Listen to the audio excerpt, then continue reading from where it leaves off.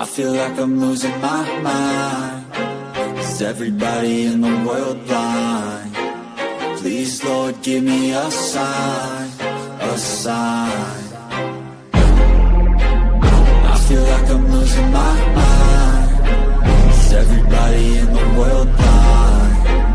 Please, Lord, give me a sign, a sign.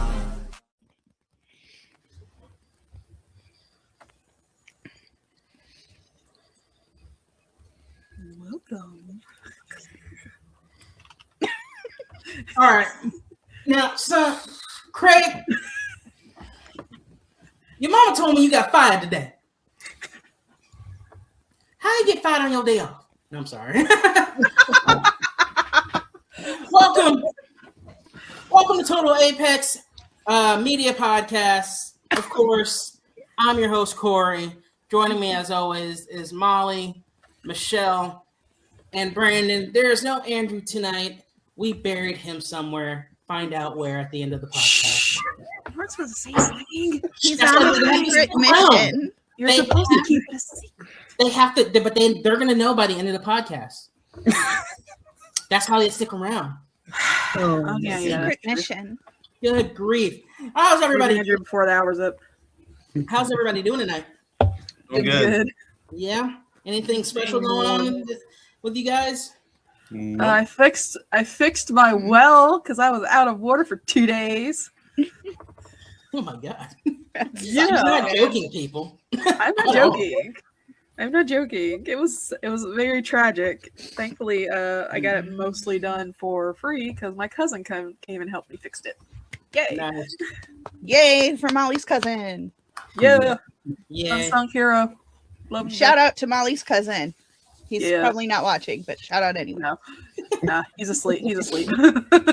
I actually had kind of an interesting, I would say, session.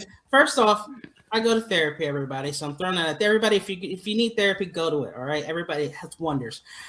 Second off, I got to my little group therapy, and there's snacks all over the place for the first time ever. I see cupcakes, bananas, apples, and stuff. I sat there like a fat man in today. I began the session with a cupcake, and I left with a cupcake. That is the best session. Best session. Oh, it was awesome. Another thing that kind of happened was I might potentially have a business thing, but we'll talk about that later. Okay, interesting. Can't wait. Yeah. But guys, for now, this week on the podcast, we're talking, of course, NFL, NBA updates, of course, Pokemon, gotta catch them all. Pokemon. And of course, the controversy that is going on. And more recalls. And more recalls. I gotta let me finish. Listen, man, host. Come on, Brandon, take that crown off. Give it to Molly. Yeah. Take it. Controversy at the BAFTAs, and of course, the recalls, as always, with Miss Michelle. But first, get your hoops, throw your ball, get your Marty Supreme on, because he played ping pong in that one movie. Yeah. Which, by the way, we need nerds. the Marty Supreme versus Forrest Gump movie now. Yeah, we do. Yeah, we do. I'd watch it. It is sports with Brandon Ellis.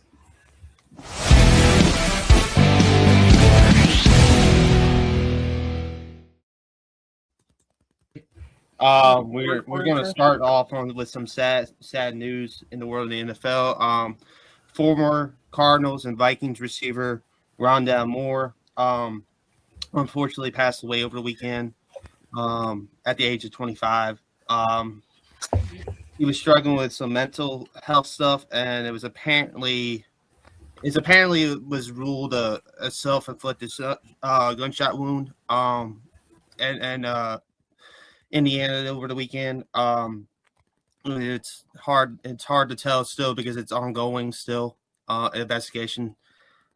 But everyone here at Total Apex, wants to wish his family condolences and everything like that, and rest in peace to Rondell. He was a talented football player. I remember one play when he was at Purdue against Ohio State, caught a little bubble screen out to the left and broke like 3 tackles to get the end zone and that inspiring win. So Rondell Moore was a great player, a baller. Just gone too soon. You just hate to see that. Bradley Bozeman. Real quick, how old was he? 25. 25. And do we have a number for if anybody's dealing with the mental health? I do. Go ahead, Michelle. So I just shared a link in the comments. And so this is a really good resource. You can actually go to the 988lifeline.org. You can also call 988, or you can even send a text message to 988. They have chat available online as well. You're never alone, and you deserve to be here, and you make the world a better place. So if you're going through something, reach out. Well said. Well said.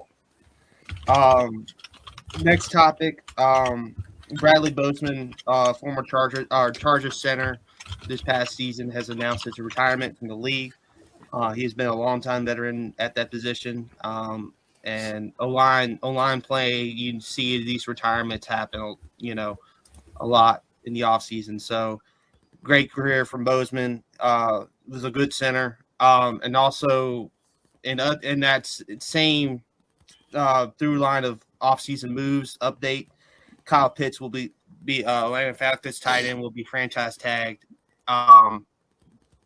before the deadline for the franchise tag. He was drafted with the 4th overall pick in his draft class, and he's one of the best tight ends, one of the best young tight ends in the league. So it was to be expected for Atlanta to make this decision to franchise him and hopefully get an extension worked out with him. On to the next topic here. The officials, the NFL Competition Committee, has stated that they're going to try to flag non-football acts that the refs miss on the field. I don't know if y'all watched the Super Bowl. They had Josh Jobe on the sideline punching Stephon Diggs, and they missed that call. It should have been a 15-yard penalty on Jobe and moved the Patriots up the field a little bit. So it's one of those situations with that now with this change, if it happens, you can flag it if they see it be a replay. It's like back a couple of years ago, they try to replay pass interferences they missed. So we'll see how that goes and everything. The NFL Scouting Combine is later this week. We will have a deep dive on that on Friday's show. So tune in to Friday's show for the NFL Scouting Combine. The UFL is about to start this spring, and they have some new rule changes as well. The tush push. Everyone knows what the tush push is. I do not know what the What tush is push it? explain what the UFL is and the tush push? Yes, I will explain to you. The United Football League is what the UFL stands for, and it's a alternative NFL. Basically, it's another league. Another league for like some of the players don't get an opportunity in the NFL to go play. It's a combination of the USFL and the XFL. They combine, they merge. That's why it's United Football League. The tush push is a very maligned play in the NFL right now. With it's basically you get under center, you hike it, you run the quarterback sneak, but you have 2 guys pushing behind you to get the the extra force to get the first down. The Eagles ran into very successful before last year. The NFL didn't expect anyone to try to ban it this year, but the UFL is going to ban it now. So, which is it is what it is. The 60-yard field goals. A lot of kickers now can kick from 50 plus easily. and stuff like that. But now with the UFL, if you kick a 60-yarder, it's going to be 4 points instead of the traditional 3 points for every field goal, which is an interesting wrinkle.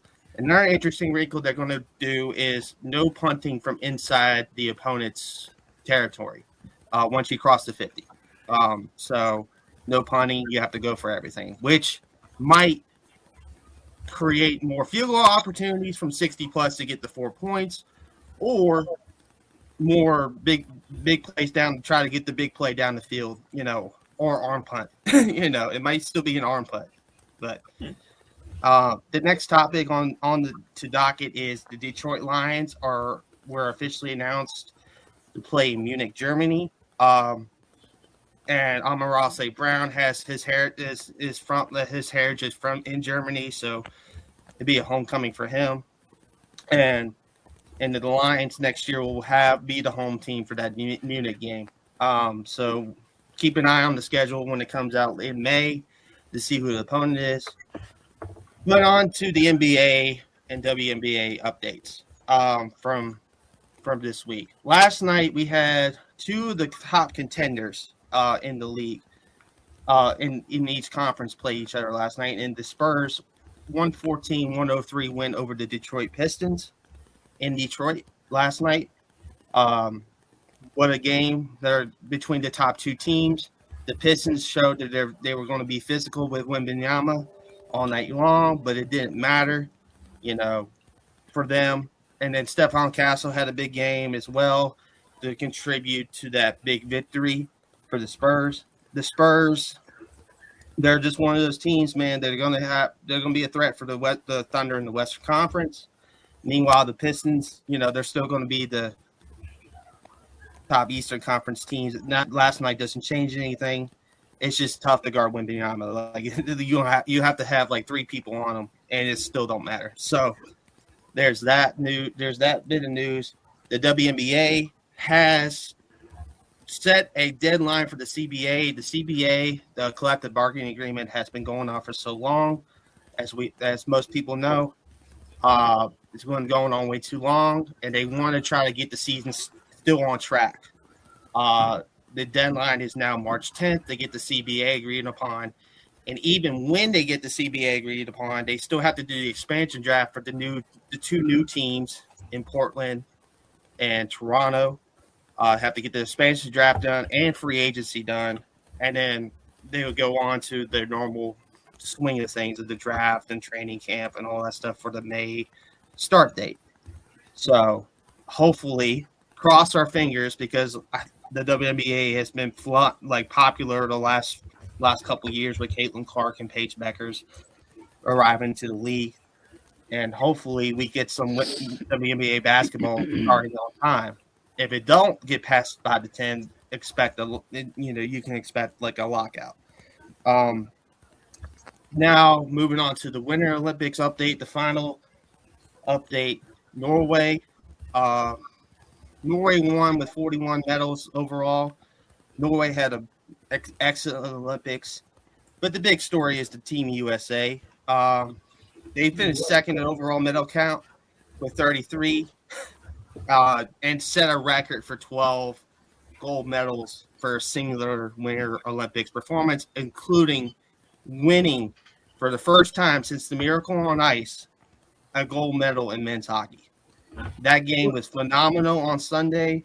Props to Canada for playing a great game as always. But Jack Hughes in the overtime period scores the winner within 2 minutes of the period. Great performance from the U.S. Now there has been some controversy involving the White House and all that with the celebrations and stuff like that, but that doesn't take away what the men did. And what the women did and what everyone did for Team USA at these Olympics. And then my last topic on sports for this evening is, speaking of another format with international, the World Baseball Classic's coming up in baseball. It's basically the baseball's version of the World Cup, the Olympics, stuff like that. So it's coming up in March, and the U.S. was going to have all their best pitchers and the best team they've had in a while in the World Baseball Classic. to make up for the loss in 2023 to Japan. Now, they might not have their best pitchers for the whole tournament, as Tarek Skubal announced yesterday that he will only be pitched in one game, and then he'll go back to Tigers training camp. Now, Tarek Skubal is the best pitcher in baseball. He's won the last couple of AL Cy Youngs, and he's an upcoming free agent this year. So from his perspective, he wants his contract, and he wants to make sure he gets his money, and that's the way it should be. And I understand from his perspective. But if you want to enter the World Baseball Classic and represent Team USA, you should commit to Team USA throughout the duration of the tournament and you get used for how many games as possible. Because, Team Japan's going to be committed. The Dominican Republic's going to be committed for all their games, whoever's there, so forth and so forth. So it is important to, that we need to emphasize Team USA first before the MLB. Granted, I get the MLB is more important, and this is like what happens when it's like in the preseason of baseball, this tournament, but it's really the only time for this tournament to be played because you can't play it afterwards, because, baseball's already over with, and it's not, it only can really be played in the warmer cities and, and stuff like that. So with the format of the tournament. So I get why it's an issue, but it's an issue that the U.S. will have to deal with. Now, granted, they still have Paul Skeens in the rotation, Joe Ryan in that rotation, along with a great bullpen and great offense. So I'm not concerned about Team USA moving forward in the WBC, but this is a big blow to the WBC chances for the U.S. But with that being said, I am Brandon Ellis, and this has been your sports. Thank you, Brandon. Yeah, I let me be the one to do this for the USA, but USA. Let's start like Detroit. Let's start flipping things. Yes. My desk is too heavy. I can't do that. Yeah, we're all tired. I'm Anyway, too lazy. I don't want to break my stuff. I don't want to break my stuff either. My legs hurt. All right. It's too expensive. All right. Well, everyone, of course, this week you guys heard that there has been some controversy at one of the award shows, and we're getting into it right here on Entertainment.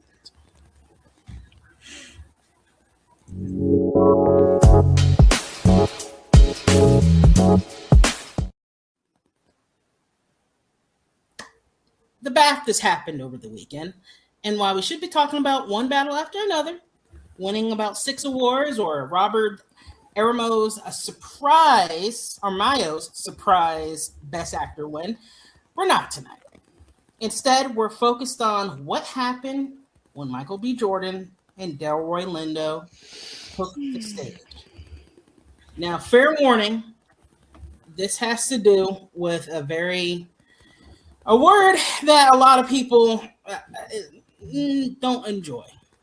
Me being myself, one of them, All right, so John Davison, who was the subject of the film I Swear, which is about his life with Tourette's syndrome, was in the audience. And throughout the ceremony, he had involuntary verbal tics, and it's part of his condition. But when Jordan and Lindo presented the award for Best Visual Effects, Davison shouted the N-word. And honestly, the fallout for this has been pretty intense. All right, so here's the thing, and I really want to be clear about this. Tourette syndrome can cause involuntary verbal tics, including what's called coprolalia. I'm hoping I'm pronouncing that right. Where people, socially shout, inappropriate and offensive words they don't mean. And the audience had been told about Davison's condition before the show started. Host Alan Cumming even addressed it during the ceremony, asking for understanding and creating a respectful space for everyone. Mm-hmm. But that doesn't erase the pain it caused. Mm-hmm. Right? Delroy Lindo told Vanity Fair that he and Jordan did what they had to do on stage. They're professionals. They kept the show going. He just wishes that someone from the BAFTAs would have spoke up afterwards, meaning kind of like right away. So that hit hard. These men were put in like pretty much an impossible situation, and the lack of immediate support, that was the problem. So people like Jamie Foxx and Wendell Pierce both spoke out on social media. Pierce said the first reaction should have been complete and full-throated apology to Lindo and Jordan, of course. Fox called it unacceptable.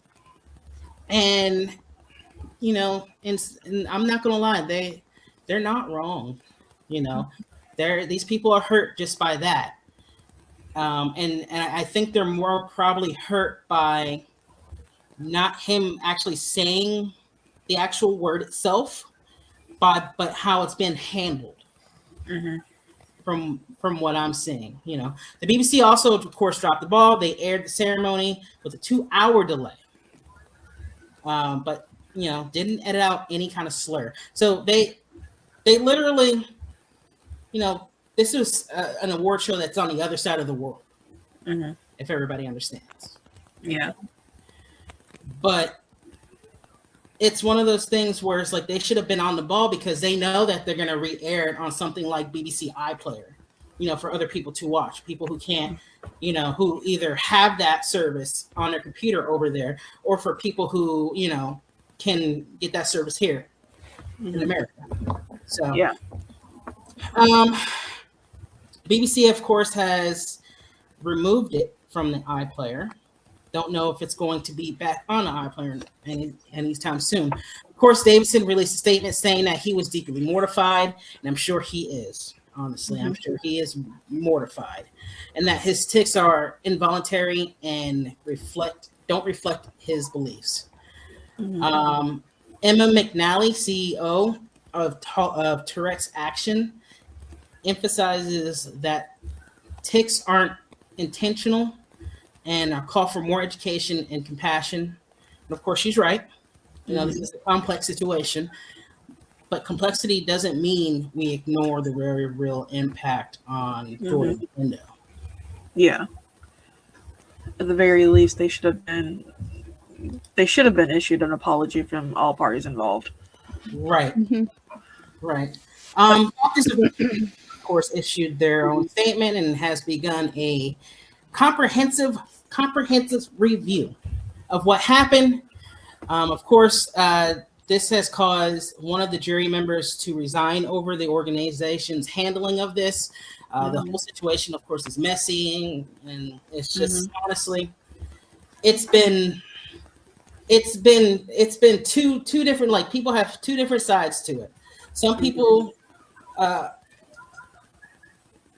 are like, well, if this is supposed to be live, what's going on, or is this pre-recorded and whatnot? Like, they don't know.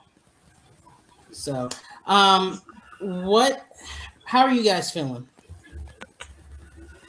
Because I know it's a sensitive subject, but I want to hear. Very much so. Yeah. It's, well, like I said a minute ago, the bare minimum is that the fact that there should have been apologies from all parties involved, except for, the two gentlemen that were on the stage that had to be subjected to that. Because historically speaking, that word has not been not in the top 10 words to ever say to anybody on this freaking planet. But the fact that I'm actually pretty amazed that they kept their cool, because I'm pretty sure somebody like me probably would have popped off in the crowd. So the fact that they maintained a certain amount of dignity is pretty cool. But I think the BAFTA committee, or whatever it is they call themselves, did a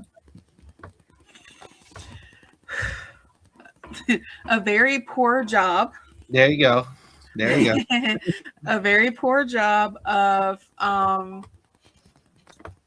handling the situation, because from what I was told earlier today, because we did talk about it a little bit, that they had censored a lot of like profanity and everything in earlier segments.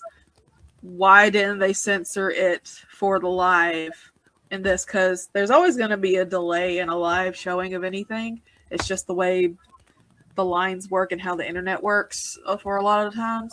So what made them decide, like, hey, this is fine, we don't need to bleep that out? And so I'm like, there's this whole, like, there's an accountability issue, and BAFTA is, like Corey said, is basically making light of the situation, just sweeping it under the rug, like, oh, it's fine. It's not. Yeah, I definitely agree that there needed to be a reaction, a quicker reaction, and they should have censored it, at least for the broadcast purpose. Obviously, there was no way to prevent it from being heard at the event itself. The gentleman who said it, John Davidson, he was upset by what happened, and he left the room, right, in reaction to what he had said. right. And I think I feel very badly for what happened. I cannot fathom what that feels like, because I can't. It's just not my experience. But I think one of the important things is just to make sure that that Davidson is not being blamed or held accountable, because he could not stop it from happening. There's, so if he had done it intentionally, I don't think he would have gotten up and left. No. So he is obviously very hurt and upset. And I did see some stuff out there where, obviously the internet, don't read the comments, but I did. People saying that, oh, well, he must have done it on purpose because there were black men on stage and stuff like that. It's like, no, that's not how it works. And, I feel that it's just important to make sure that everybody understands that what he goes through is a neurological disorder. It's not something that he has control over. Right. Otherwise, why on earth would he continue to do it? Like, Right. And I honestly, I will say this. I encourage everybody to watch Davidson's film just to kind of get a better understanding of not only just his condition, but of the Tourette's condition. Even look up and, as somebody who has been on the other end of that word, who has been called that word before and everything, like, I totally understand. But there's going to be people out there who are going to try to paint this man as a straight racist now, unfortunately. And that kind of sets the Tourette's community back, because they have tried, like, for years, just like how a lot of disabled communities have tried to make their lives not about their disability, like try to empower themselves, because they're not just their disability or something like that. But now people are going to wonder, well, why this person who just spouts off like weird comments, is this like their actual personality rather than just something that they cannot control themselves? Right. So the question now is, how do the BAFTAs do better next time? How does any award show prepare for this? So you guys, of course, leave a comment or something. Let us know what you guys are thinking, of course. Moving on to the next story, on a lighter note. And a lighter story. Yes. Ryan, speaking of Michael B. Jordan, his buddy / director for Sinners, Ryan Coogler, is doing X-Files, the reboot. And the truth is out there again. Ooh, are we? Oh, we have an opinion. It's the editor's fault. All right, Ryan Coogler's reboot for the X-Files is finally happening, and Hulu just greenlit the pilot. This feels like the 90s all over again, because from my understanding, they've also might have greenlit Buffy the Vampire Slayer too. So, Mhm. hey. And Scrubs is Scrubs No. is tomorrow. No, Scrubs is back. we already Buffy's have, back. Scooby Doo's back. Oh my God. we already have the spiritual successor of that medical drama. I think it's called ER with the Pit. The Pit, yeah, and it's got the The Pit Noah is Wiley. actually really good. It is basically if you want to get like a modicum closer to how a real life emergency room trauma center works, then I would watch The Pit. There's still some inaccuracies, but anyway. So this Continue, I'm sorry. This has been in the works for a while. Coogler, fresh off the success of Sinners, which has basically made BAFTA history. Is almost this past year has been attached to this project for years now. Years. So the original X-Files creator Chris Carter first mentioned it back in 2023, saying Coogler is going to remount the X-Files with a diverse cast. So I can kind of see it like this in my picture perfect. Have a new cast members, of course, and everything, but sprinkle a little bit of the legacy. Like have Mulder show up every once in like Mulder show up maybe an episode or two or something, Even Scully. So we just got our first announcements for our first cast member, by the way. Her name is Danielle. I'm gonna butcher your last name. Sorry, Danielle. Danielle Delore. Delore. Like D apostrophe Loer. DADWYLER.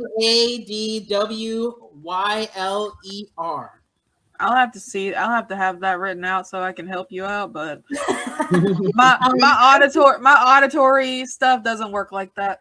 But if you've ever seen The Piano Lesson or The Woman in the Yard, she's an incredible actress. So she's playing one of two FBI agents assigned to the long. She's basically playing the Scully of this, devoted to an unexplained phenomenon. Of course, that sounds familiar, right? It should, but here's the twist. These two agents are highly decorated, but vastly different, and they form an unlikely bond. There's always an unlikely bond with these things. Come on, guys. So it's not a direct remake, but kind of a spiritual successor to it. So basically, I see it like this. I can see them this is Mulder, this is Scully, and then they switch roles, basically. That's kind of how I see it. Mm-hmm.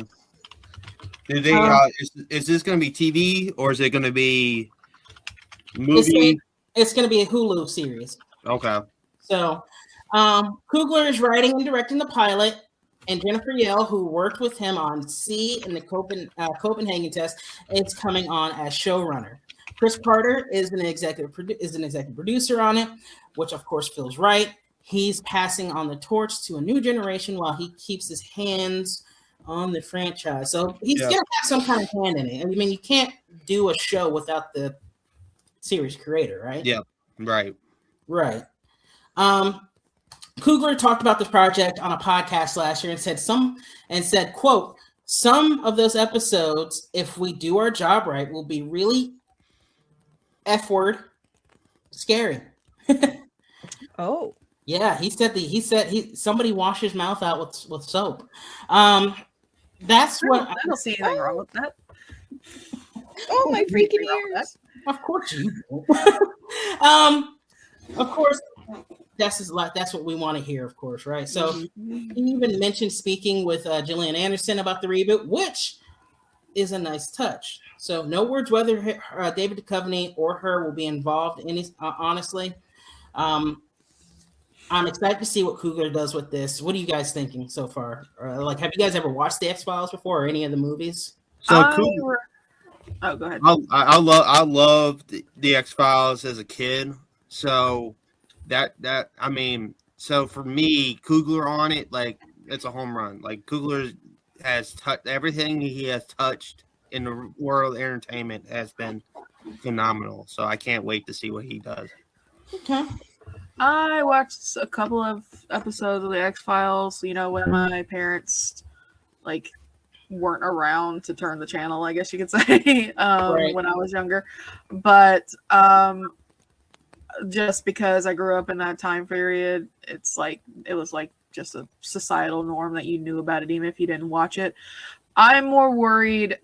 I'm gonna agree that this guy, I've never heard of him because that's just not my way of doing things. I don't watch a lot of movie or TV all that much, but I'm worried that he's going to make it just like a straight up remake and not an actual sequel. I don't know. That's just a worry I have when it comes to trying to revamp a series from like a few decades ago, because they're trying to like kind of grasp the golden day of the series rather than make something new that kind of expands the series out. Well, you got to remember that this series has been rebooted not once but twice already with both Gillian Anderson and David Duchovny with the same creator as well. Yep. So it's honestly Ryan Coogler has talked about how to come about this, and so far with Black Panther, Sinners, Fruitvale Station, even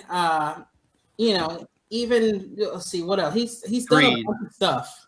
Creed. The first Creed movie. He's knocked it out the ballpark. Well, I'm gonna go with y'all and like optimistic for it. Yay. Because if I have two people singing this praises, I'm gonna be like, okay, he's gonna probably do a bang up job then. This is where I lose nerd cred because I've never watched the show. But you like aliens, don't you? No. You never seen X-Files? She likes Fantastic. She probably watched what was that black and white one? The Twilight Zone? Yeah, the Twilight Zone. No, actually, when I was a kid, the intro music to the Twilight Zone scared the bejesus out of me. I hated it. If my parents watched it at night, I would seriously like cover my ears in my room because I could hear it. Okay, this just shows how my parents did not care. I did watch the Twilight Zone a couple of times. I love it. Speaking of the Twilight Zone, if it was like Jordan Peele doing it, the X-Files, I would have been a little concerned. Jordan Peele. Listen, Jordan Peele was just the host. Well, I guess he was an exec producer on there too, but still on the Twilight Zone remake. But anyway, moving on to the next topic. If you're here in the Atlanta area, it's that time of year again for the announcements of Shaky Knees 2026.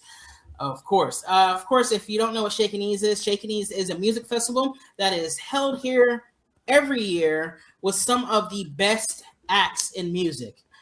This year, we have at least 3 different headliners.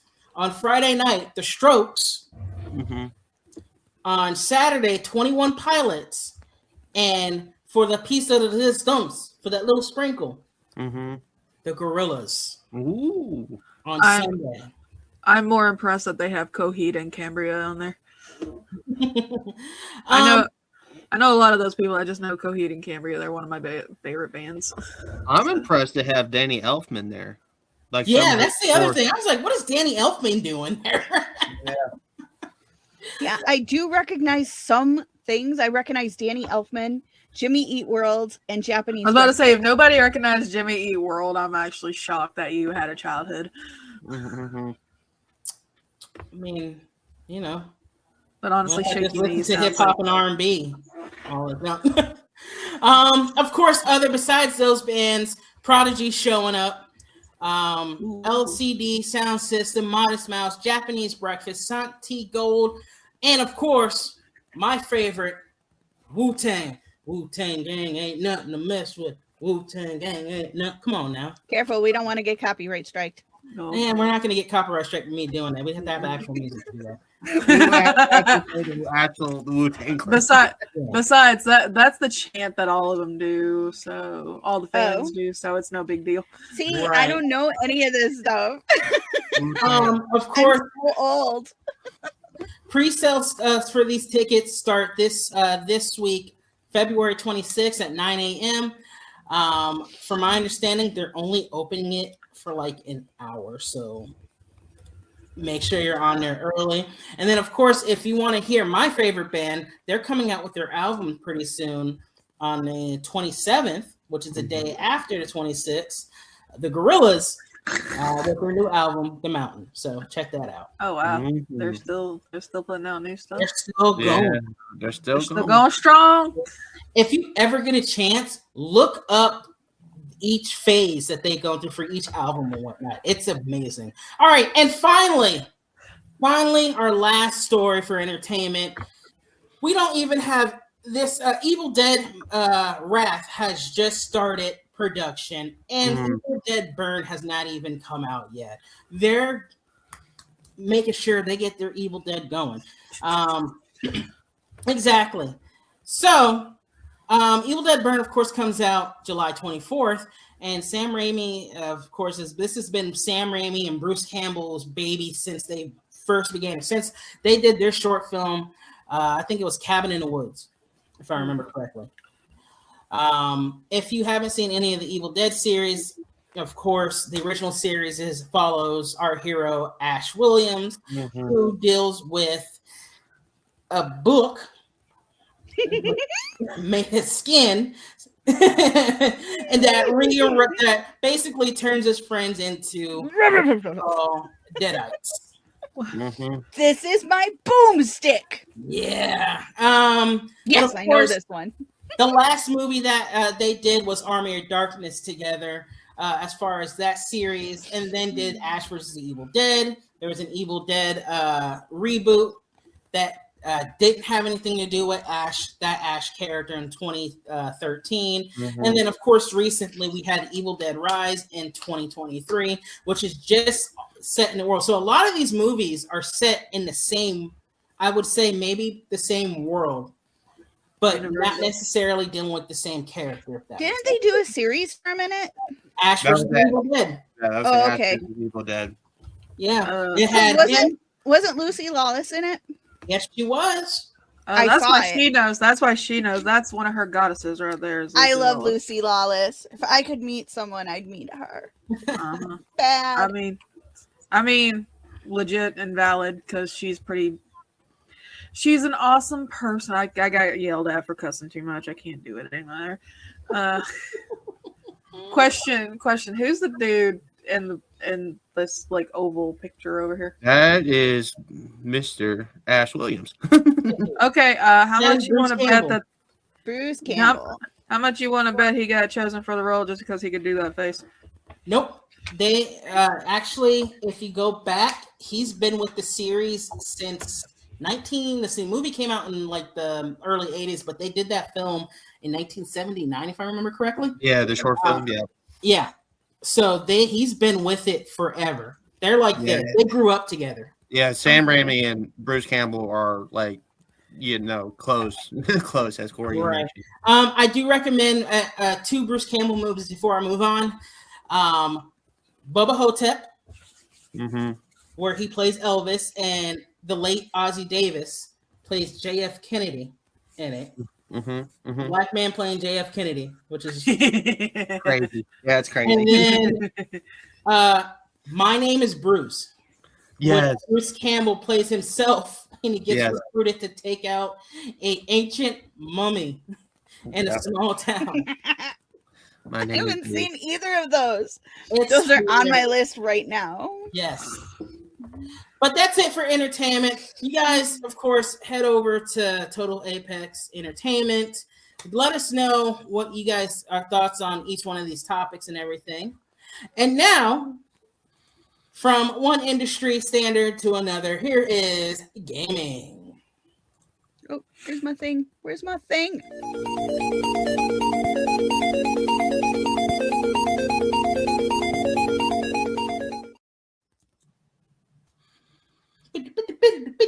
Well, thank you, Corey, for that lovely introduction. For today in gaming, actually just in fandoms in general, who's ready to celebrate the 30th birthday of one of the most iconic pop culture phenomenons ever? What is it? It is the 30th birthday / anniversary of Pokémon. Yeah, everybody clap. We're old. Gotta catch them all. Because dang it, I'm 6 years older than Pokemon. Sucks. Anyway, so in light of the fact that they are, I'm not scared of them knowing how old I actually am, because they'll be wrong. I'm a lot 1,000 many years old years in my older. soul. Pokemon. In my soul, I'm 1,000. I'm old. Anyway, so to celebrate this, milestone, they have decided to create 1,025 different logos for each and every Pokemon. Well, for each Pokemon, basically. Over 1,000 Pokemon, each of them have their own 30th logo for the anniversary. As you can see from the background images, this is actually a wall of the logos in the Osaka Namba Station in Japan. See how long the walls are? Oh my god. Yeah. This was tweeted about on the PokeTimes Twitter on X. Or X, not Twitter anymore. And basically, a lot of fans are going gaga trying to find what their favorite Pokemon's logo would look like, and they're pretty simple. They're not going to go like full tilt, giving them all like unique identifications and everything, but each and every Pokemon is on a number 30 on the wall. Wow. Yeah, that probably they probably planned this like I have to say they had planned this like months in advance, because that's a lot of drawing. So kudos to the artists that had to draw all these things. When you guys played Pokemon, let's say the first one, who did you choose? It depended on how easy I wanted to play the game. Yeah, I went with Charizard. Charizard is the easy level. I chose Bulbasaur for the longest time. Yeah, I want to say I also might have chosen Bulbasaur. Yeah. But if I wanted to have an easy time, I did choose Charmander.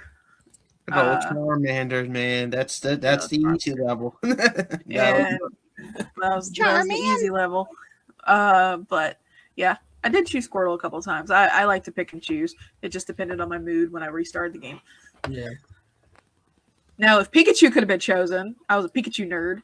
Not till Pokemon Yellow. Not till later developments. Darn it. Anyway, but yeah, that's all I got for gaming. We did have other stuff happening in gaming, but I thought this would be like a nice little, like, yay, happy something like grew up with us, and now it's hitting a milestone, and they're celebrating with this large dedication to it. Yeah, we could use a little cheerfulness every once in a while. It's just fun. It's just nice, little fun, whimsical. Get to see all those nice and I just noticed Pikachu's 30th logo, and it's like the most basic one that you could possibly do. Yes. It's just. Can I hijack the gaming segment to shout out something that I just saw on Twitter? Considering we hijack each other all the time, go ahead.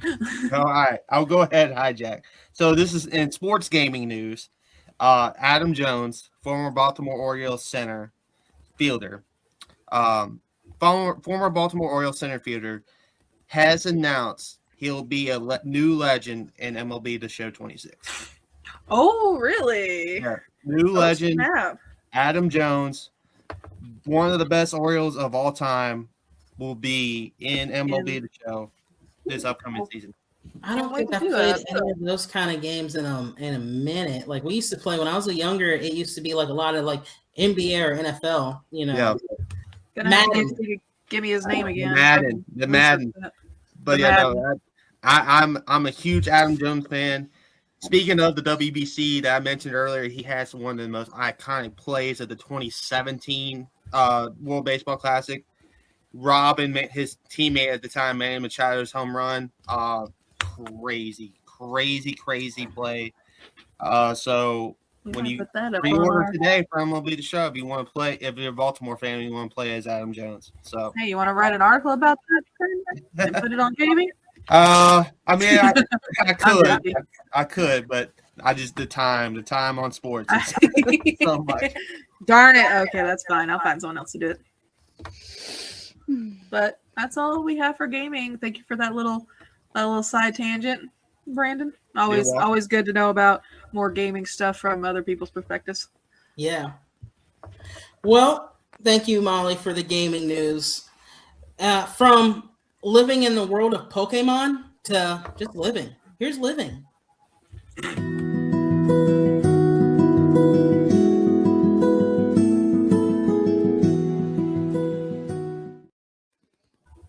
Yeah, Okay, so it would not be a segment for lifestyles without a recall.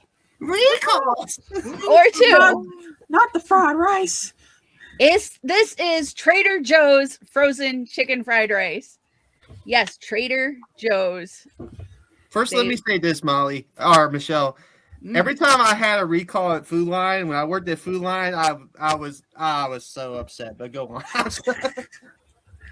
So, they're recalling 3.3 million pounds of this stuff. Oh, Jesus. Holy crap. If you have this in your freezer, don't panic. Just hold on. So here's what happened. Ajinomoto, and I'm probably saying that wrong, Ajinomoto Foods North America, who makes this stuff, has received 4 separate consumer complaints about glass showing up in their product. No. Glass of all things, glass. Glass. No. That's Little what extra honestly, crunch. little extra crunch and a trip to the hospital for your tongue being sliced open. Oh, So the USDA has reported 3,370,530 pounds of frozen chicken fried rice got the boot on February 19th. No injuries have been reported yet, so that's good. Yeah. However, that's a lot of fried rice. That is. To their credit, Trader Joe's did send out an email to their customers on February 20th. And they did also post it on their website. So it's super easy to find. You can head over to our website, totalapexentertainment.com, in order to find the full article with all the details and links that you need. And I'll just drop that in the chat for y'all since I have control of the comments. Oh no. Oops, that is not the link I wanted to share. I I don't know why it did that. It added that little vignette thing at the end. That's fine. Oh, Anyways. like an extra X. That's fine. Yeah, I think it'll be fine.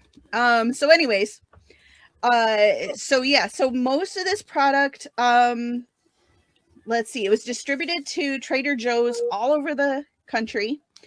Some of it also went to Canada, but the Canadian product, so some of it went to Canada as well. So anywhere it's at Trader Joe's, if you bought this stuff, check your product because it's probably it. It's a 20-ounce plastic bag. There's a specific SKU number, which is 33251, and the best buy dates are between September 8th of 26 to November 17th of 2026. If you have it, do not eat it. Don't go looking to see if you can see the glass. Just don't. You might not be able to see it. It's glass. So you could either throw it away or return it to Trader Joe's and they will give you a refund. So Question. Neither are preferable. What would you prefer? Finding glass in your food or finding plastic in your food? What would you prefer? I would prefer plastic. Plastic. It's probably, you'd have a higher chance of actually seeing it. Plastic, 100%. It's like the old tropes in Final Destination. Ice and glass and ice. Yep. Just look at bloodlines. Just look at the bloodlines. Traumatized childhood. Everybody's scared of the log trucks. Now everyone's scared of the glass in the food. Yep. So glass in your food. Now, this would not be a recall segment without something affecting children. Of course not. So this one goes to Meijer, which is not everywhere. So if you don't have a Meijer grocery store, actually Meijer is like it's kind of like a super Walmart kind of situation. They're really big. Myers, I think, is part of Kroger company, if I remember correctly. Yeah, I'm not sure. We do have them up here where I live, but they have recalled these adorable footed pajamas. 211,000 one-piece footed pajamas have been recalled. These designs you see here are not all of the designs. There are actually a lot of different designs, and they are more than one brand. The reason being that they violate the federal flammability standards for children. I was about to say, let me guess, they can catch on fire. So basically what that means is that they pose a serious burn risk if they catch fire. There haven't been any injuries reported so far, but it is worth returning these or and everything, because if you think about it, children don't have a lot of respect for things like open candle flames and stoves and things like that. So yeah, any place that there could be fire, not to mention a fire, but obviously that's probably the least probable situation. But these were under the Lullaby Lane and MCS brands. They are size 12, 18, and 24 months. And so that would be 12 months, 18 months, and 24 months. And there's like 10 different styles with multiple different designs. So it's crazy how many of them there are.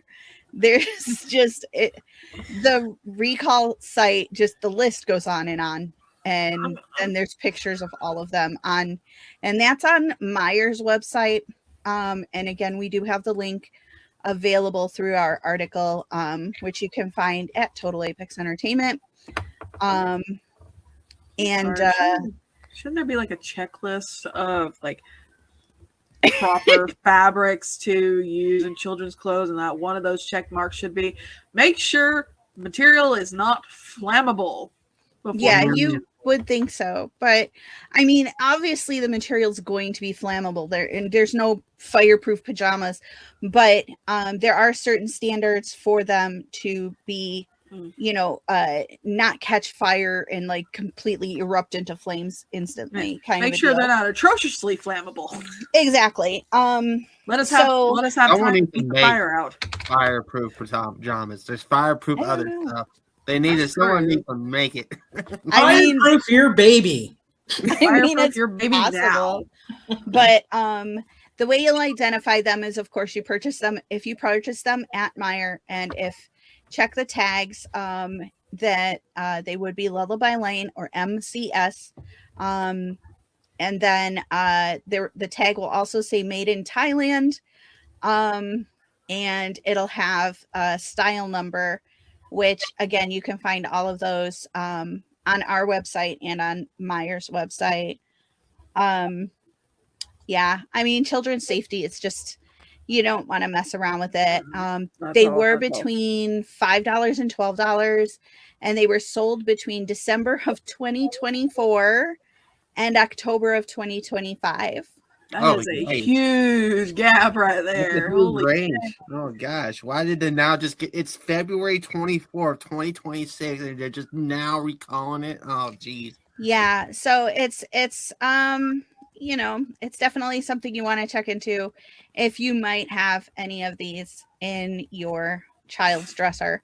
Although I don't know, with that time frame, your kid probably outgrew them, right? Yeah, they're not wearing those anymore, especially if you only got like a 12-month-old. They grow out of those so fast, and it also depends on. So but I mean, growth rate. I guess the another important thing would be like if you're shopping secondhand stuff and whatnot, is to keep an eye out for them, because I mean, these might make it, even though recalled products aren't supposed to be sold secondhand or anything. I mean, they can still show up. So yeah, especially if they get, I guess, keep your eyes open before the recalls. Yeah, and keep your children away from open flames. Yeah. Probably. Which you should be doing anyway. You should be doing anyway. It might look pretty, but here's an idea. If you don't want your kids to have these anymore, put a bonfire. If you have a bonfire, throw them in the bonfire. Today, kids, we will learn about combustion. Yep. Oh no. It's an important life lesson. They should know about it. Exactly. Just put it in the bonfire.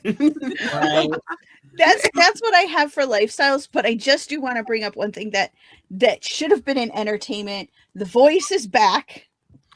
Oh, The For Voice. season 29. And there are 3 coaches this time around. Adam Levine is back, Kelly Clarkson, and John Legend. I just wrote an article about it, and you can find that on totalapexentertainment.com. So go read my article, learn all about the current season of The Voice, because it was a lot of fun to watch the first episode. Right. Since we're adding topics at the end of the episode, since we're adding topics and points, I'm going to add this one. Duke just handed Notre Dame their worst loss in basketball since 1898. Since 1898 or 19? Yes, since 1898. Oh, wow. 100 to 56. Whoa. Holy crap. Yeah. Yep. Real quick, and we normally don't talk about movies. So first off, I got 2 things. We'll talk about this, and then one thing I will, because this person's good. So this week, we rarely talk about the movies that are coming out this week. This week we got Scream 7 coming out. Mm-hmm. I'm super excited. Check out their popcorn buckets. Oh no. Oh no. Honestly, this one, the one with he's in the booth and box and whatnot, is probably what I would get. But these are the ones that are happening at Regal and whatnot. Do you want me to share that? Yes. Oh, sorry. What are we sharing? The popcorn bucket. There you go. Head over to Regal, of course, to purchase your tickets for Scream 7. Hopefully they send us, you know what I'm saying? Just give them a shout out. Shout out. Right. Another thing is this, y'all. So one thing I've been doing, and I'm going to stop sharing the screen, that I've been doing is kind of doing TikTok live stream a little bit with this and everything, so people can hear us and everything. There's one person I want to shout out because of his racist undertone and inappropriateness. Oh. Yeah. If you go by the name CJ Chargers, you've been reported, sir. Oh no! Yeah. Or taking it too. Listen, I don't joke about that kind of stuff at all. Mm-mm. He says, "Say some fried chicken for the rest of us," and then put a suggestive image on my comment section. So, Jesus, when did criminy. we talk about fried chicken? I didn't. He's making not only it's a sounds like a bot, a racial joke and a sounds like a troll bot or a troll in general. No, he's definitely somebody who is a troll and whatnot. No. But I just want to make sure that not only they got that on here, but on here as well. So I had a sassy Southern comeback. I don't know if it was Southern, but I had a comeback, but it wasn't gonna be PG. So I will refrain. I apologize. Sit on the sidelines with that, please. Good. I won't say it, but what do we have going on this week with games, guys?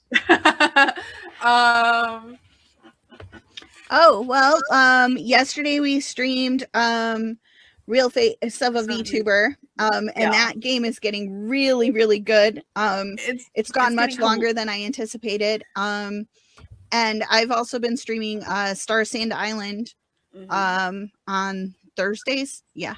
Yes. I think we're going to try and either record or stream another episode of Poppy Playtime Chapter 5, which has been a huge hit right now in the gaming world because it has been a long-awaited sequel to Poppy Playtime Chapter 4, and now we're going to see the ending of or the possibly an ending of the Poppy Playtime game series. And totally stoked about that, because we now get to figure out who the prototype, which was the overall antagonist of the game, is. Dun, dun, dun. Dun, dun, dun. Dun, dun, dun. And possibly another game we're going to play is something called Astro Botanica, if I remember correctly. And it is a science simulation to where you are an alien just trying to understand the natural world. And for some odd reason, there is a hairless primate just hanging out with you. I guess I haven't played it yet, but one of our other writers have played it and they have enjoyed it. Aside from the backseat science of one of their family members. All right, and what else we got going on with the sports podcast this week? So, as I laid out earlier, we got the NFL Scouting Combine this week. More NBA talk, more talk on the WNBA, CBA. More thorough discussion on that this week. More thorough NBA talk throughout the week as well. And we have a pilot this week on Thursday for a new wrestling podcast hosted by Nicholas Mullock, the fighting content manager over at Total Apex Sports. And I will be on the show as well as a kind of a through line discussion guy on there. So it's going to be very energetic. Nicholas is very passionate about his contact sports, or not his fighting sports. It's WWE. It's mostly just the wrestling side of things. Yeah, just most wrestling, but he's very passionate. Well, we got more projects in the way. Some we're not even ready to announce just yet, but stay tuned, everybody. Head over, of course, if you're here watching on the YouTube, of course. Exactly. hit that thumbs up, hit the bell, and don't forget to subscribe, leave a comment, and check out one of our many videos that we have on here. For Total Apex Media Podcast, this is episode 12, really? Are we at 12? We're on 12. Yes, we're on 12. Well, I joined halfway through, so this is like my Brandon's like, this is technically my third, so technically my fifth or something like that. Technically it's fifth. All right, everybody. Have a week.